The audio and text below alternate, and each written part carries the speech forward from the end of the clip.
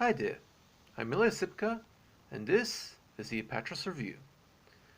Now, in this episode, this is basically part 2 of the D Spectrum 11, which is the special I've made to mark the 275th episode I've done of the Apatros Review. And this is basically where I recount all the crappy films I've covered over the past 25 episodes. Now, in case you're wondering, the D Spectrum refers to films that I give over a D+, which is a 3 out of 10, meaning it's disappointingly mediocre, a D, which is a 2 out of 10, meaning it's bad, and a D-, which is 1 out of 10, which means it's terrible, or atrocious. Now, without any further ado, let's get started. Now, the first film up on this special is Double Exposure, directed by William Byron Hillman in the year 1982. I give this one a D-. It's atrocious. A cheap and seriously misogynistically nasty early-era slasher flick that is in some ways a remake of an earlier film called The Photographer, with an almost identical plot. With a cast that includes a convicted child molester who played the film Psycho, he happens to be dead now, this lousy movie actually looks like it was made in the late 1970s or so, given the fashions and soundtrack on display. The story concerns a photographer who shoots girly pics for men's magazines, who keeps having dreams where his models die in various ways, but to his shock, the dreams constantly come true. That being said, he might not be the killer, but the real psycho is somebody close to him, very close. Now, while for some fans this might be trashy enough for a good choice for a late-night exploitation movie fix, I found this to be just a nastily misogynistic piece of shit, typical of the catalogue from Crown International, a company that specializes in making exploitation trash, emphasis on trash, for the drive-in market, until the direct-to-video market killed the business model in the late 1980s. That being said, at least some of Crown's films, Death Machines for example, were bad enough to be considered enjoyable. This unholy fucker is extremely boring, has a plethora of bad acting, nobody seems convinced that it rolls here, and the pace is dull. To give even a terrible movie its very limited due credit, the ending twist is quite interesting, although realistically it makes no sense even in the scope of the movie's story. The Last Patrol, directed by Sheldon Lettich in the year 2000. Give this one a D, 2 out of 10. It's bad. Caught up in the decline of classic action heroes box office draw at the edge of the millennium, Dolph Lundgren and director Sheldon Lettich, who happens to be one of Jean-Claude Van Damme's perennial directors, only signed on to this American-Israeli production on the condition that the writers, who are also producers, changed the stupid script. But the writers were clearly suffering the ill James effect and said no. So they were stuck doing this stupid movie about 3 soldiers stranded on a post-apocalyptic island remnant of California, ravaged by the Big One earthquake, attempting to save a busload of orphaned children from a piss-drinking prison gang. The film is very clumsily written by writers who don't know what they're doing, but the film's Christian message is robust enough to make for the film's sole good element. Recommended for devout Christians who want to watch a post-apocalyptic film that isn't all doom and gloom. Hellraiser Revelations, directed by Victor Garcia in the year 2011. Give this one a D-, 1 out of 10. It's bad. It's atrocious. The infamous Ashcan production 9th Hellraiser film, with a script so bad Doug Bradley decided to do a runner instead of returning to play Pinhead 9th time, and Clive Barker took to the internet sewer pipe known as Twitter to reject any connection to this $300,000 abomination. Made only to extend their rights to the franchise, Dimension Films and their Neo Art and Logic Hatchetman succeeded in matching the likes of their previous Hellraiser sequel, Hellraiser Hellworld, for the position of worst Hellraiser film of all time. As for the story, this is basically a tale of 2 families who lost their sons to an ill-advised trip to Mexico, where they found a lament configuration in a Tijuana dive bar, and summoned the Cenobites after one of them murdered a prostitute. 2 years later, the families have an anniversary dinner when one of the boys returns, looking like he's been through some seriously heavy shit. The family's cars pull a disappearing act, the phone lines are royally fucked due to horror movie temporal distortion, and the Cenobites are on their way to claim the escaped boy, who seems to be not what he claims to be. Ridiculously cheap looking and filled with non-actors, and an unconvincing new Pinhead, this is just plain wretched. Any Hellraiser fans who do wind up in hell will probably be watching this in Hellworld on an internal loop in one of Hell's cinemas, with all of Uli Lomel's post-millennial films being shown on the screen in the next room. Click the Calendar Girl Killer, directed by Jon Stewart and Ross Hagen in the year 1990. I give this one a D, 2 out of 10. It's bad. Another Crown International's film. Jack Hackerman is a photographer who likes to shoot fashion spreads mixing the concepts of violence and sex appeal.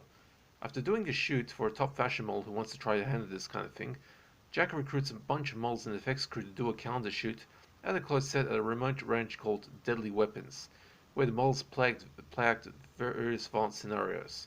The calendar are destined for the under-the-cover trade for lawyers and politicians. But somebody dressed as the world's burliest coronavirus frontline worker in a bad wig begins stalking the shoot, killing the models one by one. The effects crew are wiped out in a van explosion, and a useless private investigator prowling around trying to uncover the secret of why the ranch has a reputation for having models who go there disappear. Turns out Jack is an even weirder character than he seems. One of the very last films made by long-running drive-in schlock studio Crown International, right before they called it a day at the start of the 1990s, you see the rising direct-to-video market killed both Crown's business model servicing drive-in cinemas and the legendary Italian exploitation industry, thanks to the rising big chain video stores like Blockbuster and its habit of clearing entire shelves of independent B-grade and foreign videos in favor of stacking multiple copies of the latest Hollywood releases, and only the direct-to-video cowboys at the time could keep up with demand by their production methods. Click the Calendar Girl Killer, or Click as it's referred to on the screen, was a troubled production to say the least. While the exact trouble is infernally difficult to pin down conclusively, a persistent online rumor claims that because the production was non-union, the Screen Actors Guild pulled all of its member actors in the production out halfway through the shoot, forcing the production to recast several actors and simply drop several characters, prompting a rewrite of the script. The story has its fair share of scripting issues. The identity of the killer, while a reasonable surprise to the unwary, doesn't exactly make sense when you stop to think about it, even less the killer's motivation. The film seems to want to say that the killer is obsessed with sexual repression, thanks to being abused by a sociopathic female nurse who looked after him when he was a young orphan, thus making the point that domineering foster carers who treat their charges with strict institutional sexual guilt tend to breed psychopaths. Truth be told, a decent concept and a surprisingly relevant one given all the pederast clergy prowling the Vatican in the past few decades. But the reality is that the writers just got lazy and randomly threw the components together without refining it, thus making the execution look ham-fisted, not to mention rather misogynistic. The film's choice of hero is also bizarrely wrong-headed. The final girl's creeper of a boyfriend is an abusive thug who literally can't go 5 full minutes of screen time without getting into a fight with anybody who casts eyes on this girl, or even keep his own eyes and hands off the other women in the shoot. And this guy's the hero. The private investigator is also utterly zero as a character. All he does is snoop around silently and only reveals his true intent the last 10 minutes, only to get shotgun to death 3 minutes later. The only thing that saves us from the dreaded D- is the barnstorming final 10 minutes, with Ross Hagen going around firing a flare gun that seems to have that 1980s action movie Infinite Ammo cheat activated, and somehow fire flares that have the explosive yield of a kilogram of C4, all the while maniacally spouting some of the most hilariously perverted nursery rhymes I've ever heard. Examples include Ollie Ollie Oxenfree, dead is all you ever be, Jack and Jill went up the hill to fetch a hell of bullets, and my personal favourite, Jack be nimble, Jack be quick, or burn your balls off my candlestick. I was laughing my head off at those. My Mom's a Werewolf, directed by Michael Fisher in the year 1989. Gave this one a D+, 3 out of 10, it's disappointing. Another late period feature from Crown International, My Mom's a Werewolf was a B-grade horror comedy that featured the likes of cult movie legend John Saxon, and in a bit part Marsha Wallace, Mrs. Krabappel from The Simpsons, in a cheap and goofy story written by cult micro-budget filmmaker Mark Pirro, about a bored housewife whose life is largely ignored by her husband, who prefers to throw himself into his job in his downtime watch sports with the boys, who snaps and walks out of the house one day. With a double denim-wearing teenage daughter shadowing her, housewifey gets picked up by a pet shop owner who turns out to be a werewolf. He bites on her hallux, basically a big toe, but manages to keep her memory suppressed, so she has no idea what happened to her, even not knowing she's going to turn into a lycanthrope herself. Only her daughter and her horror movie loving best friend, who loves to collect the horror fanzines of the day, this was made in the very late 1980s, but who keeps mislabeling the issue's print dates, do some research on your material guys, and who loves to collect the works of Ted V. Michaels. She gets excited at the sight of the VHS copy of Blood Orgy of the She-Devils, can stop her transformation by trying to defeat the werewolf villain, even though the werewolf is only after her mother because a werewolf like him needs a werewife, to have some were sons and were daughters, and live in a nice big warehouse. Only problem is that they don't know that the tactics only apply to vampires. Werewolves can eat garlic, they don't get repelled by crucifixes, and will most likely use holy water as an aftershave like Saxon demonstrates here. And while I don't condone adultery, at least Mr. Werewolf seems to take us seriously. A seriously goofily bad PG-rated horror comedy that at least does what it says on the tin.